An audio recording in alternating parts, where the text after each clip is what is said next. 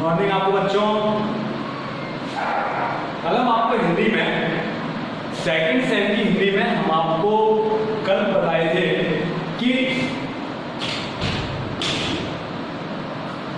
कल हम आपको बताए थे कि आपकी किसी भी स्टोरी को कहने के लिए क्या क्या मतलब क्या उसका वो होता है, लाभ क्या है स्टोरी को देखने के, पढ़ने के और उनको बोलने के। परंतु आज के अध्याय में हम आपको बताएंगे कि स्टोरी को कहने के लिए किस किस सामान की आवश्यकता होती है या किस किस सामग्री की आवश्यकता होती है।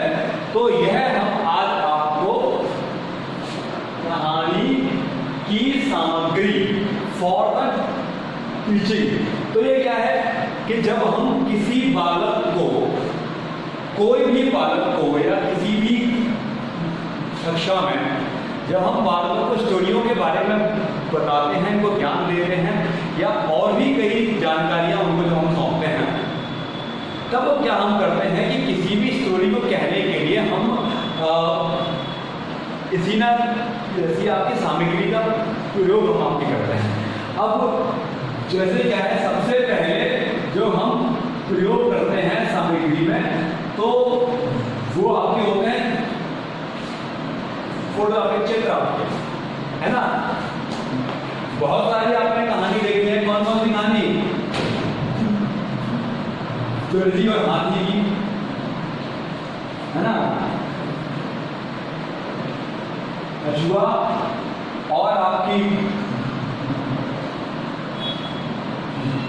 खरगोश की कहानी। तीसरी आपकी जो है कहानी वो है आपकी शेर और चूहा की कहानी।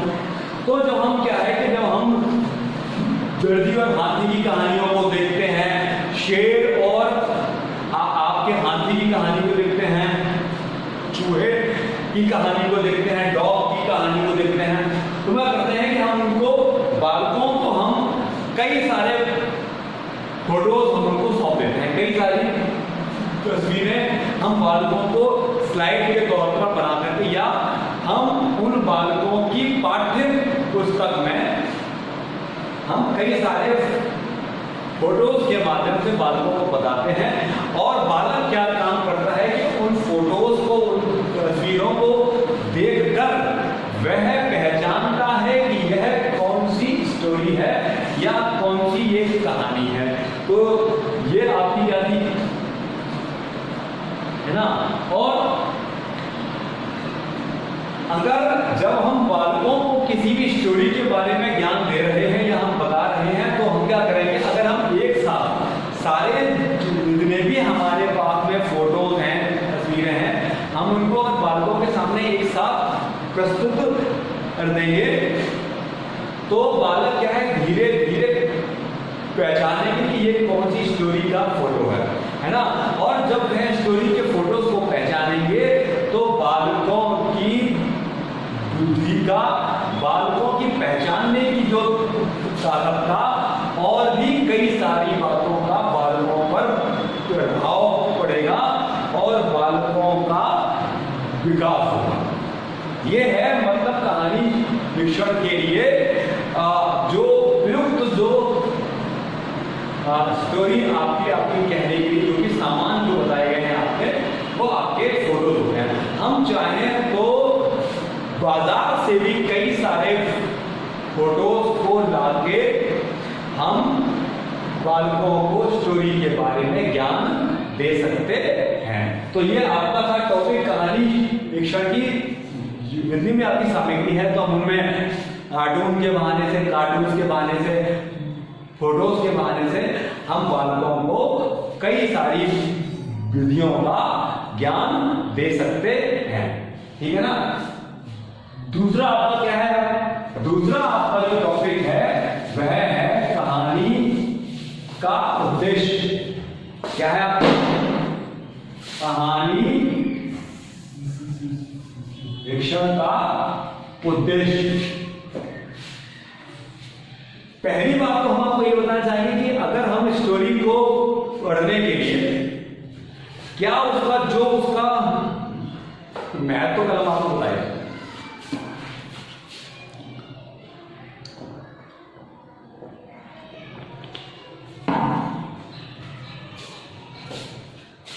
कलम आपको कहानी के वो बताया था आपको कि क्या मतलब कहानी का क्या महत्व होता है ना। तो ये टाइम पर आज हम आपको बताएंगे कहानी का उद्देश्य क्या है। कहानी का पहला सबसे बड़ा उद्देश्य जो है वो है एंटरटेनमेंट, यानी कि दूसरों का टाइम पास, अच्छे प्रकार से मनोरंजन कहानी का उद्देश्य है। ठीक है, पहला उद्देश्य हो गया। अच्छा, दूसरा उद्देश्य क्या है? दूसरा उद्देश्य है बालकों की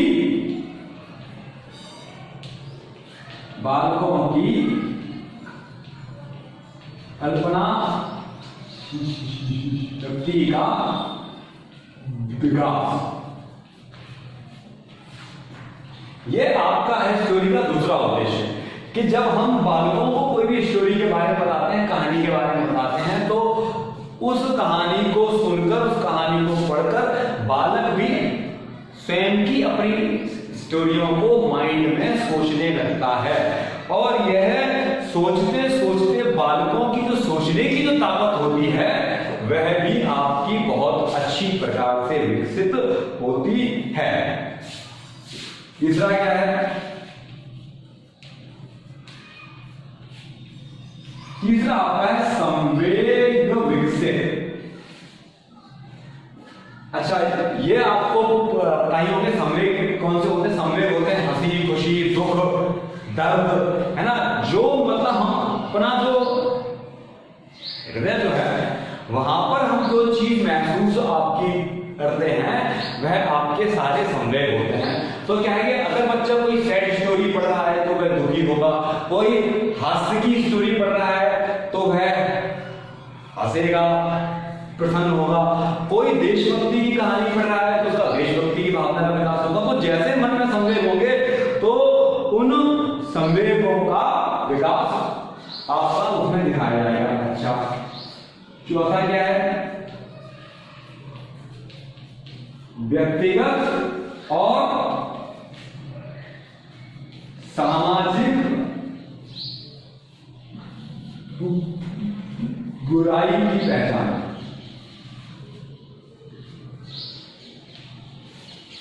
यह आपका है इसका चौथा उद्देश्य। जब हम स्टोरी को पढ़ते हैं तो हम यह जानते हैं कि हम जिस गांव में रह रहे हैं, जिस देश में रहे हैं, वहां पर कौन कौन सी अच्छी बातें हैं और कौन कौन सी बुरी बातें हैं, और जो व्यक्ति के अंदर कौन सी अच्छी बातें हैं, व्यक्ति के बाहर कौन सी बुरी बातें हैं, ये भी व्यक्ति को अच्छी प्रकार से मालूम हो जाता है। ठीक, अब आपके चौथे उद्देश्य के बाद आपका आता है पांचवा उद्देश्य। पांचवा उद्देश्य व्यक्ति को अवसर।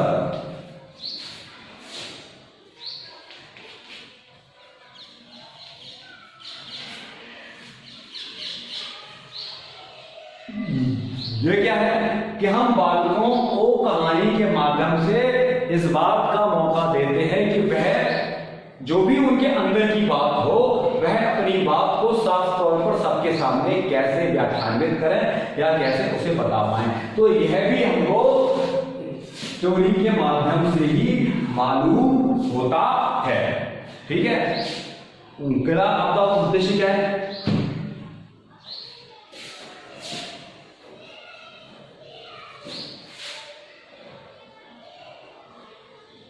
भाषा शैली विकसित होना।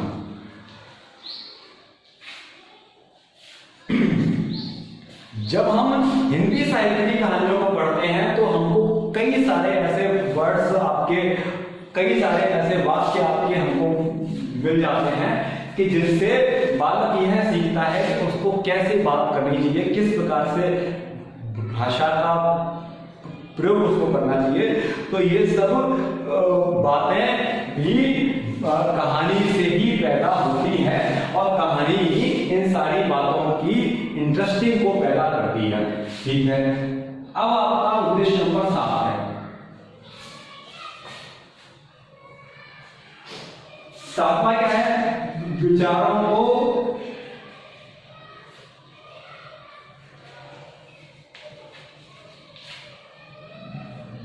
व्यक्त करने की कला विकसित होना।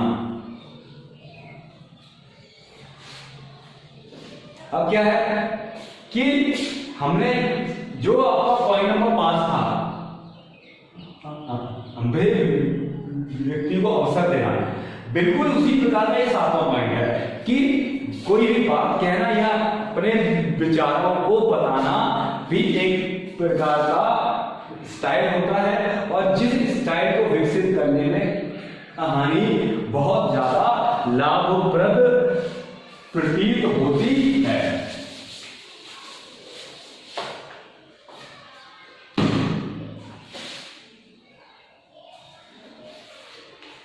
आठवां पॉइंट आपका लेखन क्षमता का विकास।